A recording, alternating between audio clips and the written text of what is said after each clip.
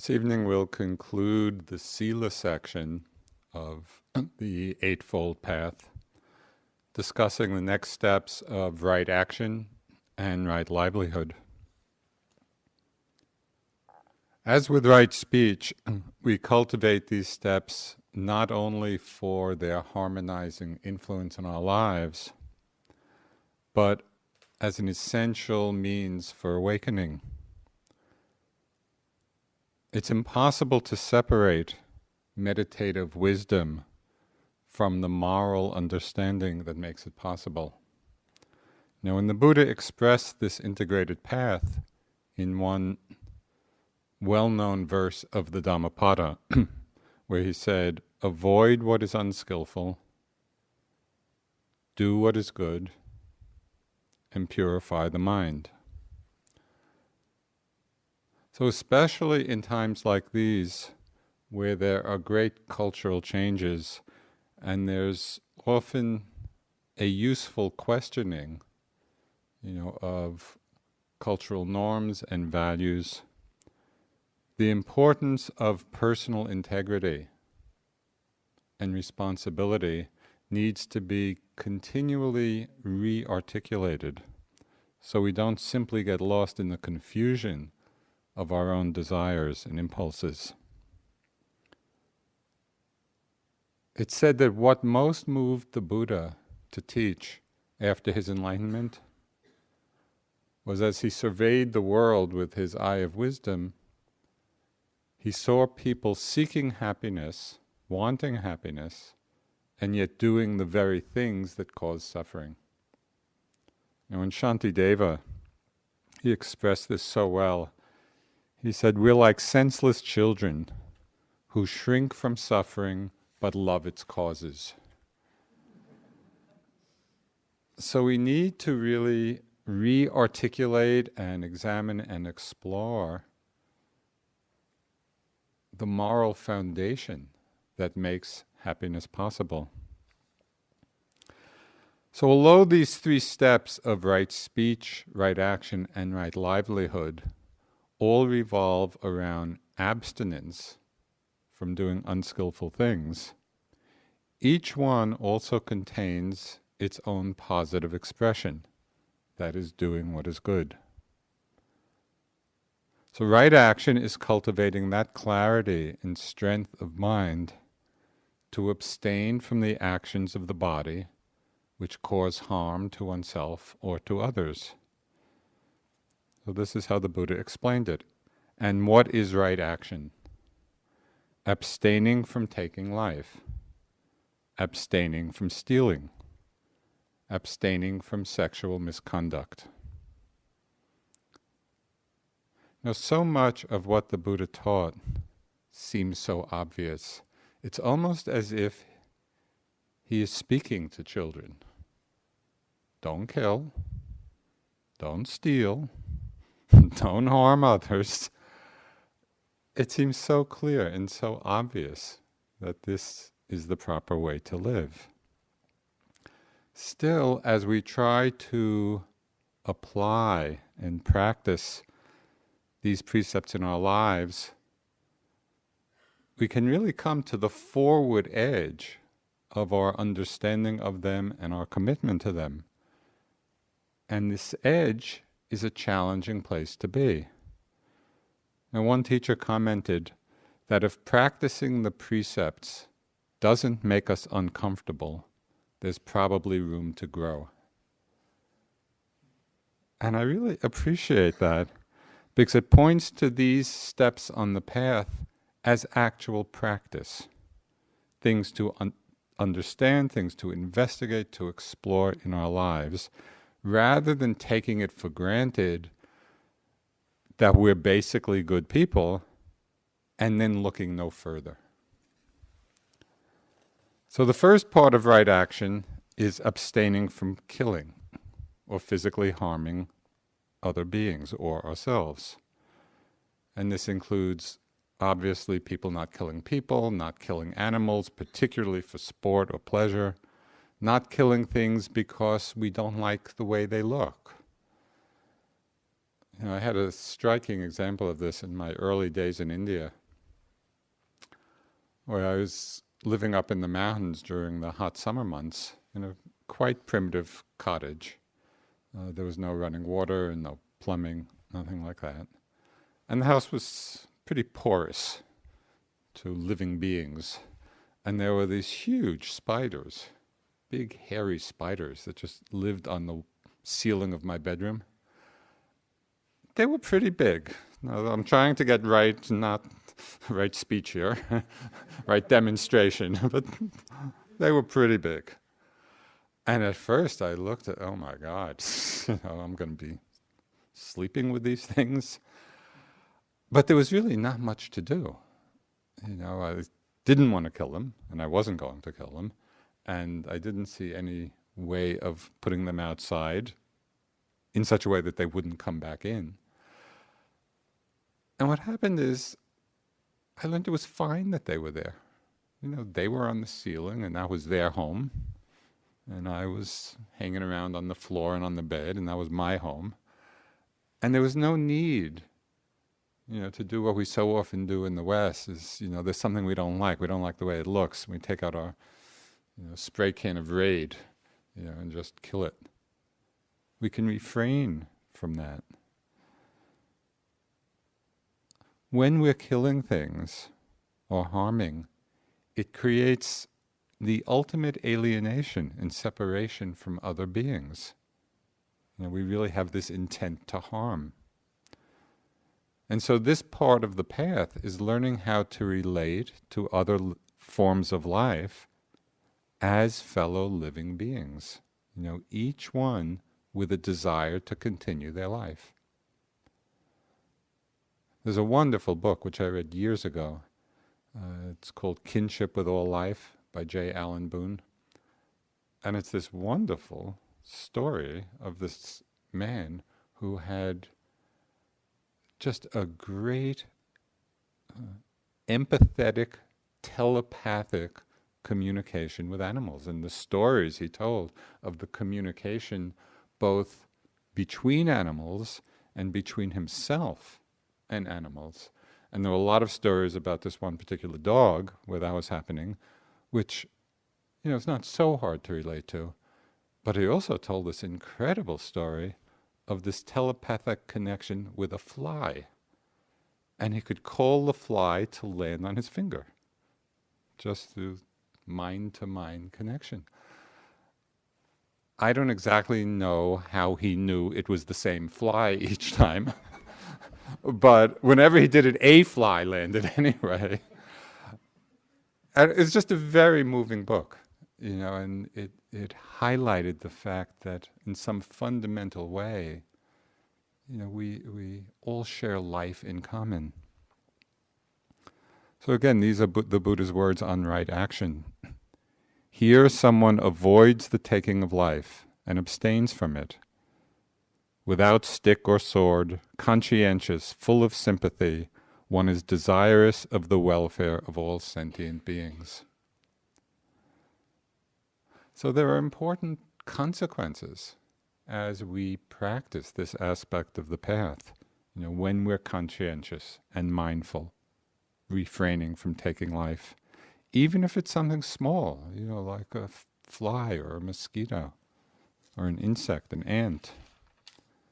In those moments when we're really refraining from taking life, we are desirous of the welfare of that being. We're making a connection, and we know it feels so much better, more connected, more loving, to remove an insect from the house and put it outside rather than kill it.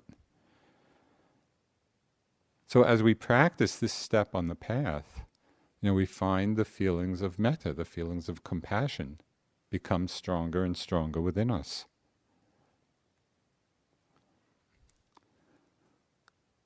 Living in the world, though, as lay people, sometimes we are really confronted with genuinely difficult choices. What do we do about malaria-carrying mosquitoes? What do we do about carpenter ants that are eating up your house? What do we do about the deer tick, that's burrowed into our skin? Do we just say, be happy, eat away? No, sometimes we're really faced with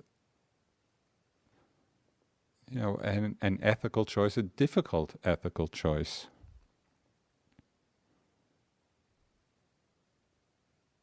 Or do we kill in those circumstances with an understanding that it's for some greater good?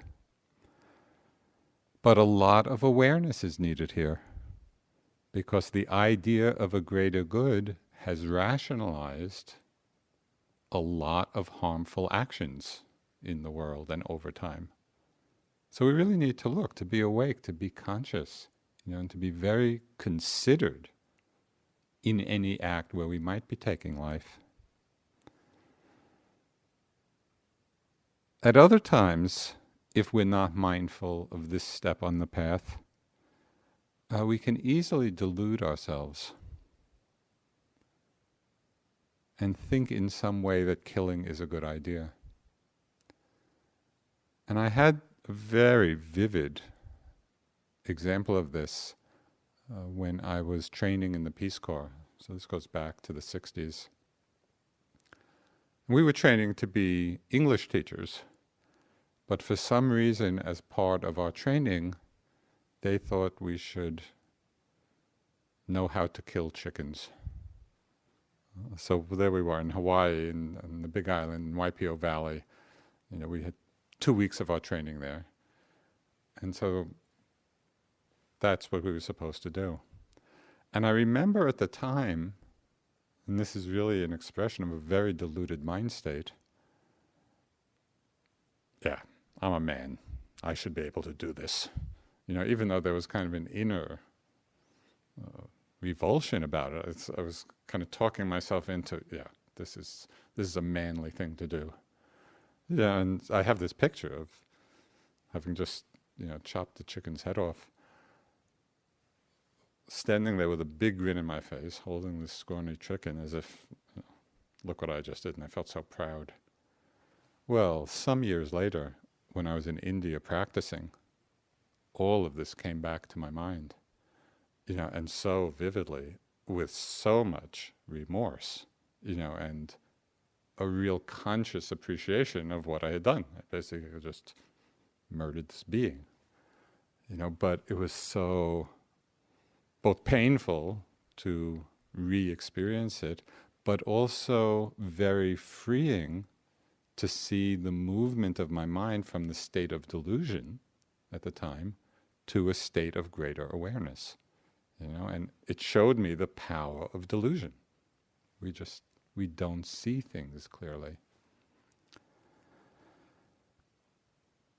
So keep in mind that this step on the path, abstinence from killing, refers to volitional actions where there is an intention to take life. Because there are some situations where we inadvertently take life, and there's no intention there to kill, and this is not considered breaking a precept. And one of the stories from the Buddhist texts is there was a blind arhat, fully enlightened beings, who was doing walking meditation and stepping on ants and killing them, as he was walking back and forth. And the other monks couldn't understand how could an arhat possibly kill. So they went to the Buddha, and the Buddha explained, and it seems fairly obvious, that in that situation there's no intention, there's no volition in killing. And so there was nothing unwholesome in the arhat's mind. So as we examine the deeper implications of this step on the path, it can also lead to more subtle ways of understanding the Buddha's teachings. Bhikkhu Bodhi, who's the great scholar and translator, he points out that acts of killing can be driven or motivated either by greed, by hatred, or by delusion. And he says that killing by hatred is the most serious, particularly if it's premeditated, because a lot of intense mind moments have gone into thinking about it, planning it, carrying it out.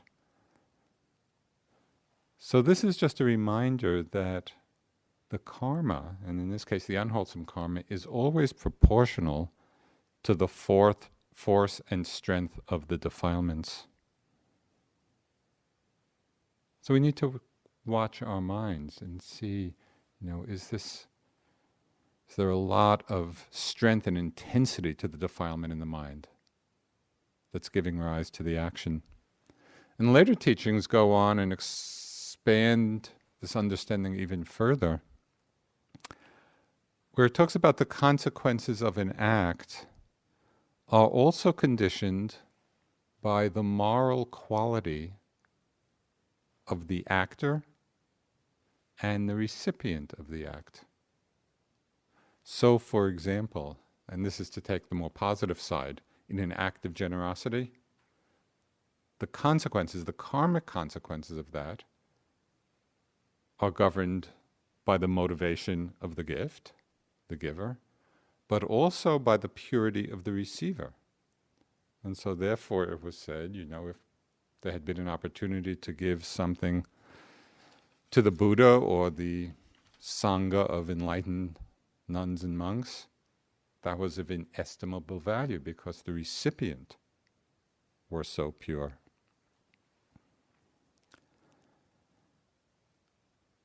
So it's not that an act of generosity or harmful, an act of killing, has some absolute karmic consequence.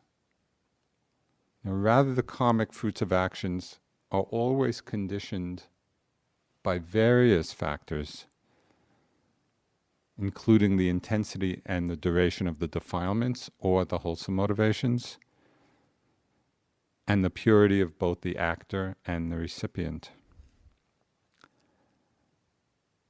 So the reason I'm speaking about all this, and just kind of expanding our view of what right action means and the consequences of it, even rather sketchily,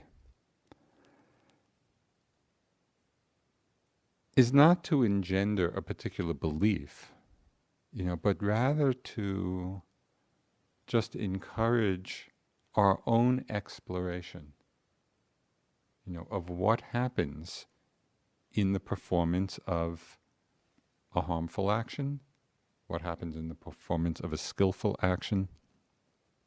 As the Buddha said in the Kamala Sutta, he said, don't believe anything just because I've said it, or because other teachers have said it, or because it's written in the books, or because it's in the tradition.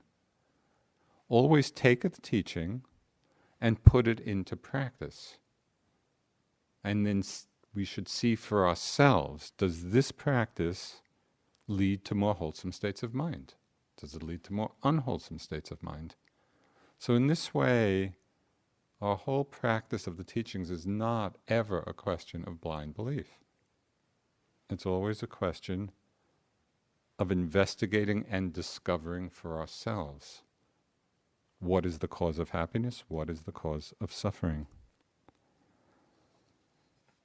Okay, so there's one last aspect of this abstinence from killing, and I came across this in an article by Barbara Gates in The Inquiring Mind, and it just struck me as just another take on how we can understand this step on the path. So she wrote, a teaching came back to me that I heard many years ago. Zen teacher Reb Anderson examined the first precept not to kill from a koan-like perspective. As he phrased it, life is not killed. What is it not to kill? When you meet a sentient being, to give complete attention to that sentient being, to be totally devoted to your friends, to your family, to your dog, that is not to kill, and that is what life is. And Barbara goes on, the not killing Reb is talking about, offering complete attention, is supremely challenging. That's why we sit on the meditation cushion, training ourselves to stay present, rewiring the circuitry of the brain. That's why we regularly take the precepts, reminding ourselves of the commitment to offer our attention as we fumble along, trying, forgetting, and trying again. I thought that was a useful expansion of understanding what not killing means. That we give full attention to who we're with. We're not killing life. So the second aspect of right action is abstaining from stealing, from taking, abstaining from taking what is not given. And so we see the importance of this just in society and in our interpersonal relationships. You know, how this precept, this abstinence of not stealing, creates a refuge of safety. You know, in a place like this, where everyone is committed to this precept, where we value it as a community, somebody could leave a large amount of money lying about, and it would just stay there. You know, it would be returned maybe to the office. And this feeling of protection, this feeling of safety that we create by our commitment to this step on the path is of huge benefit to us personally and to society. When we first opened IMS, and people, this was back in the 70s, people would come from New York and Boston and particularly the big cities. Often they wanted to lock their rooms. You know, of course, we didn't have any keys. But it was such a foreign notion, you know, that you could live someplace and not lock your room, lock your things up. And so the power of what's created here, you know, is really quite beautiful.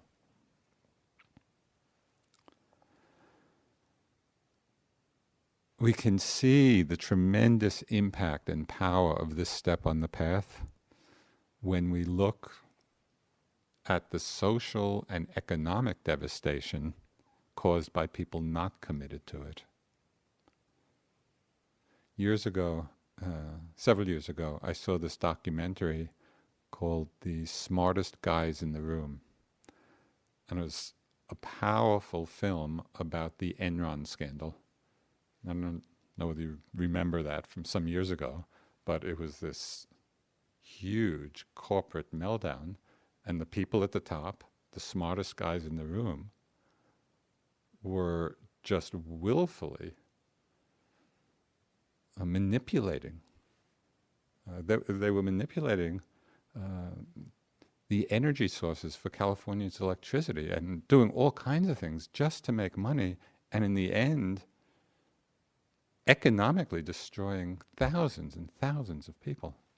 You know, where people's livelihood and savings were completely destroyed. And we see it today. You know, it's when we look at the economic crisis that's happening now, you know, and the whole Madoff scheme and the banking crisis.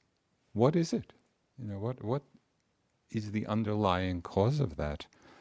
It's all based on excessive greed, you know, and deception. And there are tremendous consequences for millions of people. This is not a small thing.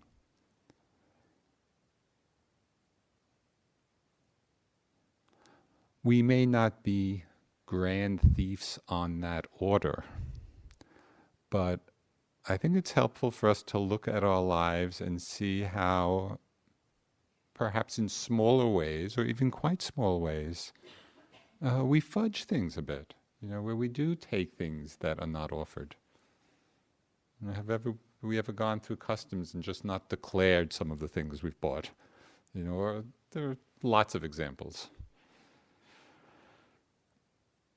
As with lies of omission in right speech, sometimes stealing can be an act of omission. And again, I had just a very striking example of this. Goes back years when I was just coming back to America after the Peace Corps, and I stopped, on my way back, I stopped in Nepal. And I did a day hike up to a place called Nagarkot, which is a day's walk, and from that place you can see Mount Everest. And at that time, there was just a very primitive cabin up there for people to sleep over. And there was no heat, and very primitive, just a cot, and each cot had a couple of blankets on it. So I hiked up, and just enjoyed the beauty and the splendor of the mountains. And then night came and went to sleep, got into bed. And it was pretty cold. And all the beds had 2 blankets. And it turns out, by some chance, my bed had 3 blankets on it. But it was still pretty cold. Then later in the night, another person comes into the cabin, and there's 1 bed left, and there was only 1 blanket on that bed. And I don't know whether it was he or the manager, of the place, kind of asked, does anybody have an extra blanket? And I'm just lying there, and I'm really cold. And when I think back now, I'm really ashamed. But I didn't say anything. I just kind of, I didn't ask for the 3rd blanket. It was just on the bed. Of course, in retrospect, it was really just an act of stealing, of taking what really wasn't offered, and just for my own comfort and well-being. But at the time, our minds can rationalize things like this. I didn't ask for it, it was just on the bed, my good karma, whatever rationalization went through the mind. And it's so interesting, just as we look back on our lives from a perspective of greater awareness, and we've all done lots and lots of unskillful things in our lives. It's just part of it. The power of this step on the path and the power of the precepts is that from the time that we take them, from the time that we commit to them, from the time that we actually practice right action, as an essential part of our lives, we've established ourselves from that point in sila, in right action. So it's not to kind of feel guilt or, berate oneself for the unskillful things we've done in the past. It's to learn. It's to really learn from them and see, okay, from now, from here, we really practice this step on the path. So just as the positive side of non-killing is care and loving regard for other beings, the positive expression of non-stealing is contentment, which the Buddha called our greatest wealth. And we see it when there's contentment in the mind. There's not that strong energy of wanting and desiring. We're content with what we have.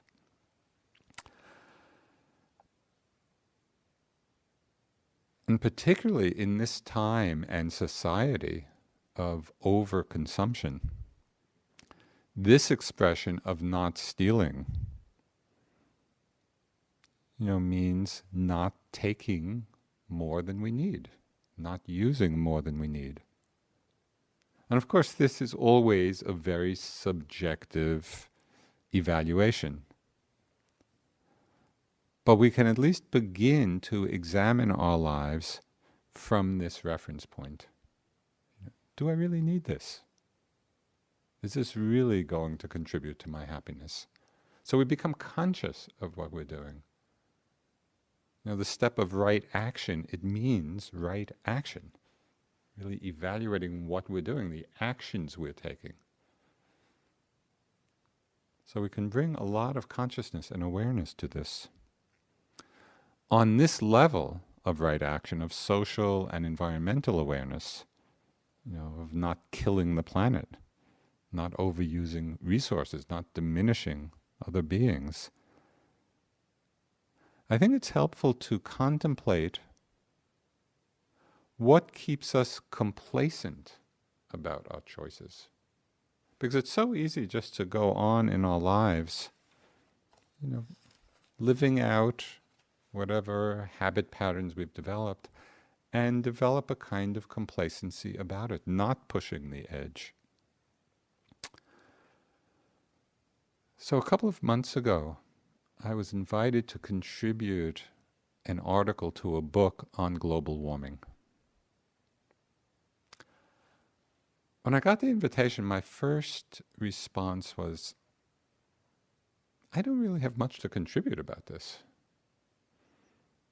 I hadn't spent much time thinking about it or reflecting on it, or even seriously considering what I could do about it. But they were kind of pressing me to write something. So as I started thinking about it, what really piqued my interest was, why hadn't I reflected much about it? Here's one of the biggest problems, confronting the planet. And it really, and I was aware of it, obviously, as we all are, but it was very much on the back burner of my mind. It's not something that I was actively engaged with at all. So I became interested in why that was so. And there's one teaching which shed quite a bit of light on this question. And it's a light that illuminates many other areas of our lives as well. And it's a teaching from the 12th century Korean Zen master, Chinul. And he framed his teachings, he called them sudden awakening, gradual cultivation. So this is what he says, and this is, in the context of Dharma understanding. Although we have awakened to original nature, beginningless habit energies are extremely difficult to remove suddenly. Hindrances are formidable, and habits are deeply ingrained. So how could you neglect gradual cultivation simply because of one moment of awakening? After awakening, you must be constantly on your guard. If deluded thoughts suddenly appear, do not follow after them. Then and only then will your practice reach completion. So how does that apply? I think we've all had moments of sudden awakening to the truth of global warming, or racial injustice, or the vast inequalities of wealth, or whatever the particular issue may be. We've all had these moments of awakening. Yet those moments of awakening and understanding quickly pass, and the beginningless habit energies of forgetfulness, of other desires, of basic ignorance resurface again. So here is where Chinul's emphasis on gradual cultivation is so important. We need to repeatedly remind ourselves of whatever the situation may be, of whatever particular right action is appropriate. It's not enough to awaken for a moment and realize the appropriateness or the truth of it. We need to gradually cultivate that awakening, reminding ourselves again and again. And so in some cases it may mean making the effort to keep ourselves informed, so we don't fall back again into the habit of deluded thinking. So what motivates us to make this effort?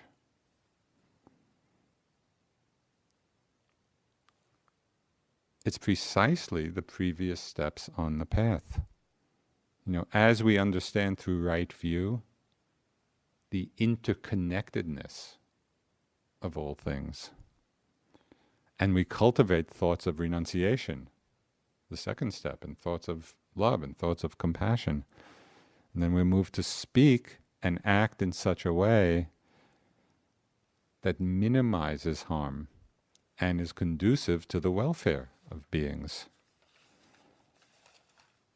So right action, in this aspect of not stealing and contentment, has such a broad application in our lives.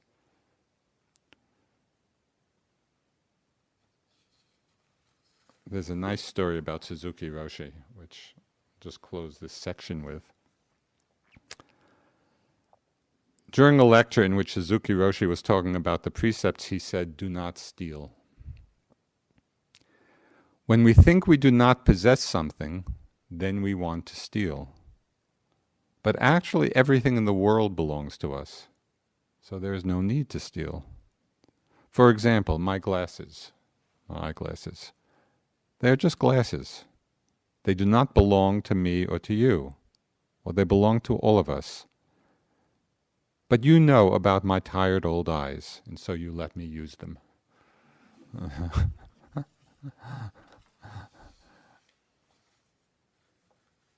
It's just so interesting to see how the deepest understandings of selflessness, of emptiness, of non-possessiveness, all those understandings of the more ultimate level, how they play out on the relative level and how we can apply them. That's the meaning of right action, how we apply our understanding.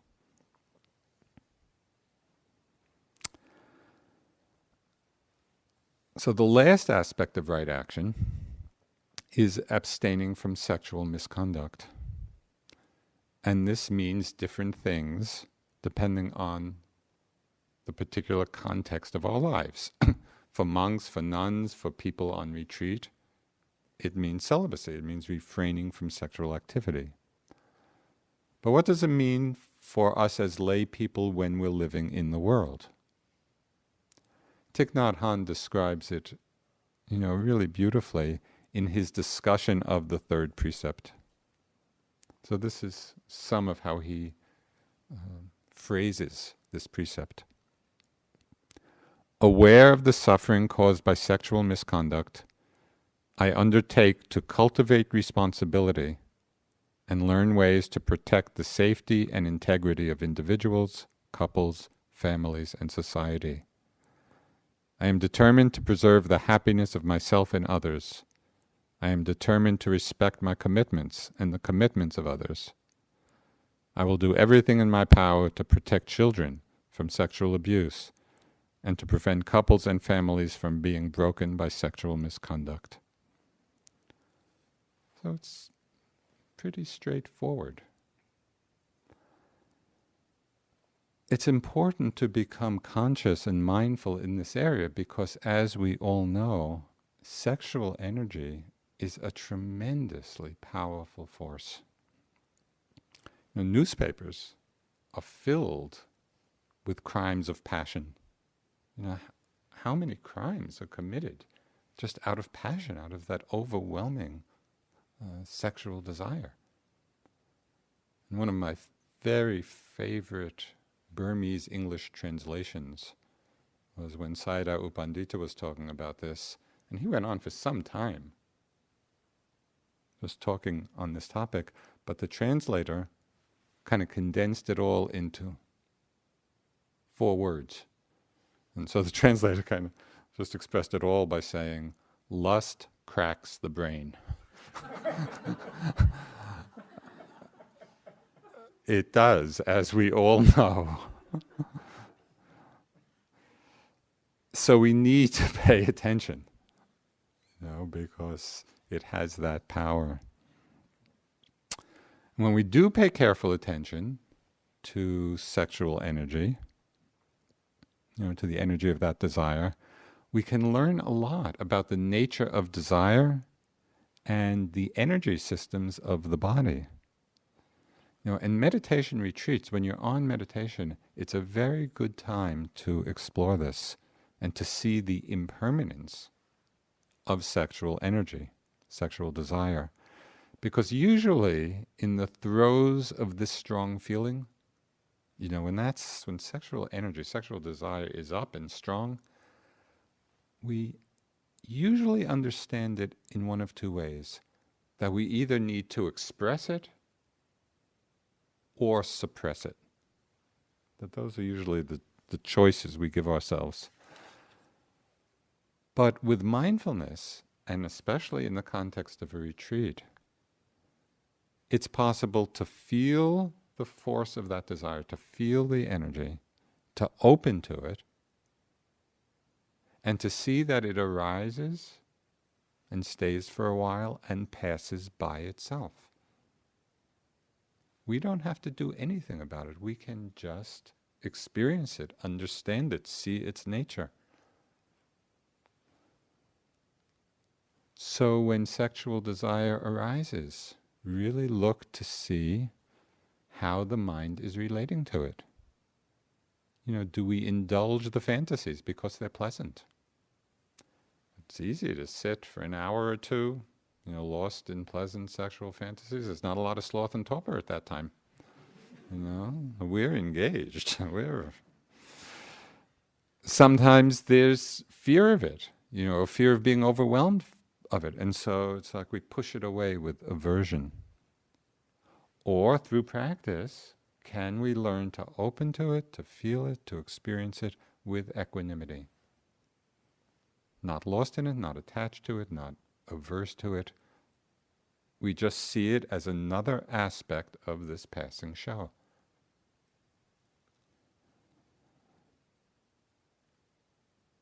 In meditation, as the mind gets quieter, we begin to experience this whole body as an energy field. It's the same energy running through it all. And it's just felt and expressed in different ways depending on where we're focusing our attention.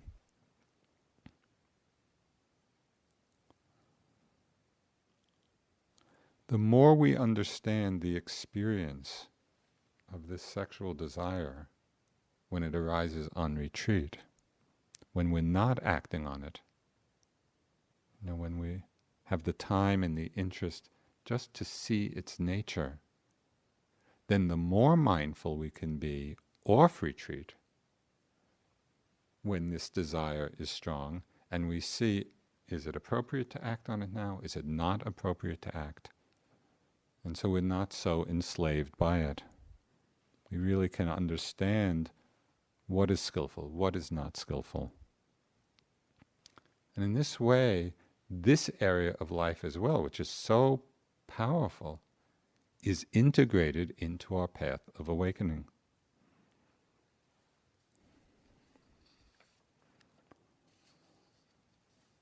This is also from Thich Nhat Hanh.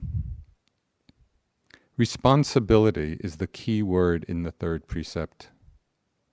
In a community of practice, if there is no sexual misconduct, if the community practices this precept well, there will be stability and peace. This precept should be practiced by everyone. You respect, support, and protect each other as Dharma brothers and sisters. If you don't practice this precept, you may become irresponsible and create trouble in the community at large. We have all seen this. We refrain from sexual misconduct because we are responsible for the well-being of so many people. If we are irresponsible, we can destroy everything. By practicing this precept, we keep the Sangha beautiful. The practice of the third precept is a strong way of restoring stability and peace in ourselves, in our family, and in our society. So these are the aspects of right action. Not killing, not stealing, refraining from sexual misconduct. So the next step on the path is right livelihood.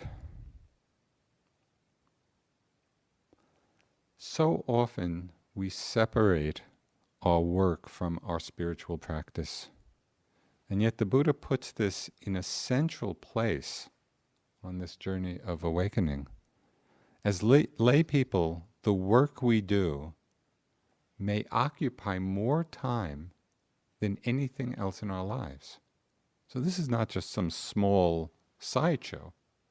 Right livelihood and understanding what it means is just central to our path. because it's central to our lives.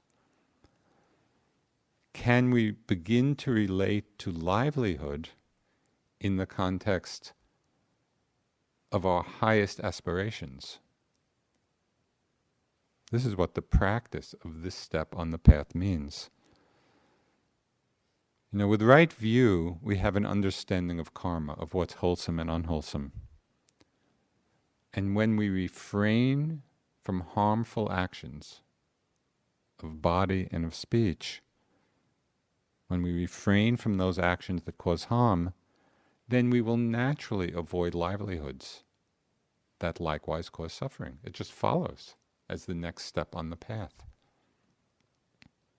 So the Buddha spoke quite specifically about 5 livelihoods, 5 occupations that are obviously unskillful and that we should avoid. So he mentioned trading in weapons and instruments for killing, trading in human beings, buying or selling children or adults. When I read this, I thought, that's, seemed pretty foreign from our lives. But then I reflected a bit and remembered reading that actually is more widespread in the world than we might normally be aware of. So it's just something to become cognizant of. Avoiding livelihoods involving meat production or slaughter of animals, manufacturing or selling of intoxicants, addictive drugs, and avoiding producing or trading in poisons. So all of this seems fairly obvious. And in addition, the Buddha speaks of avoiding livelihoods involving deception, what he called treachery. These clearly cause harm and suffering to other beings, and they have negative karmic consequences for ourselves. The interesting question for us is to look and examine the positive aspect of right livelihood. We might have some ideal of a life of service as being the highest expression of right livelihood.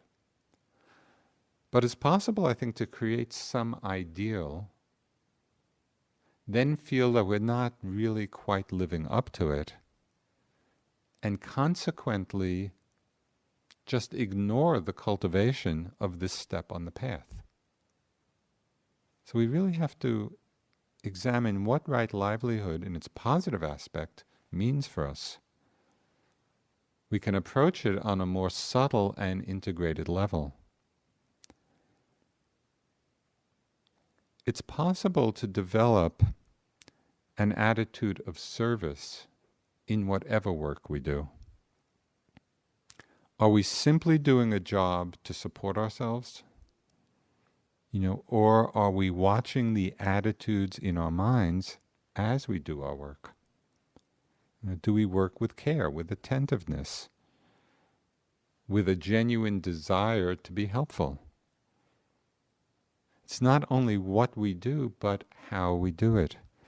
We've all had interactions with people at different times, who have gone out of their way to be of service, who have really extended themselves to be helpful to us in their jobs. And we know how that makes us feel. It's such a good feeling of connectedness and caring. And we probably had the opposite experience as well.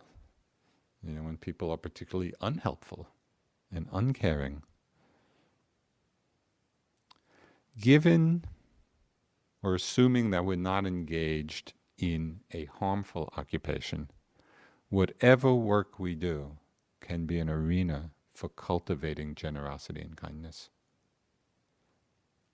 So we don't have to kind of live up to some great ideal of romantic notion of service. Whatever work we're doing, what's the quality of our heart in it? One of my early teachers, Goenkaji, he talked about it this way. And he was a wealthy businessman in India. and also a great teacher. He said, if the intention is to play a useful role in society in order to support oneself and to help others, then the work one does is right livelihood. So again, there's that attitude of help. As we explore this, there are also implications for our relationship to money and to wealth. In some spiritual traditions, as we know, money is seen as just an evil to avoid, or else as something quite apart from the spiritual path. But in Buddhism, it's really seen quite differently. In the Buddhist teachings, wealth rightfully gained is seen as a blessing, that can be used for the benefit and the welfare of many beings.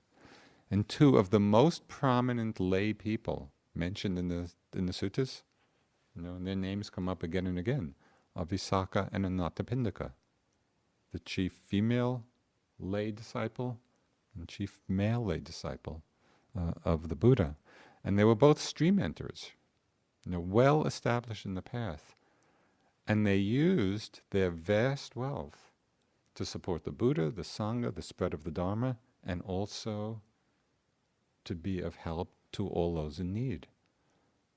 So there's an appreciation of how we can use our resources in a very beautiful way. Right livelihood in its broadest application can be seen as the expression of bodhicitta, what the Dalai Lama called the kind heart. Whatever work we do, can be performed with the noble aspiration of benefiting beings. But this takes awareness, this takes practice, so we're not just carried along, in the habits of, I need to get my job done. What's the attitude in our minds, in our hearts, as we're doing our work? Can we be cultivating this sense of service? This attitude of bodhicitta. The practice of right livelihood, which is the fifth step on the Noble Eightfold Path, takes this aspiration of bodhicitta and puts it into practice. So I'd just like to close with some things the Dalai Lama wrote, initially quoting the great Indian adept Nagarjuna. So the Dalai Lama said, Nagarjuna said, "We dwell here to develop our minds with a view to serving others and to be of use to them." And the Dalai Lama goes on, "To take responsibility for others gives us the power of a radiant heart, a responsive and heroic heart." And I think that's a beautiful expression of what these three steps of the Noble Eightfold Path do. These steps of right speech, right action, and right livelihood. They are an integral part of this path of liberation. Let's sit for a couple of minutes.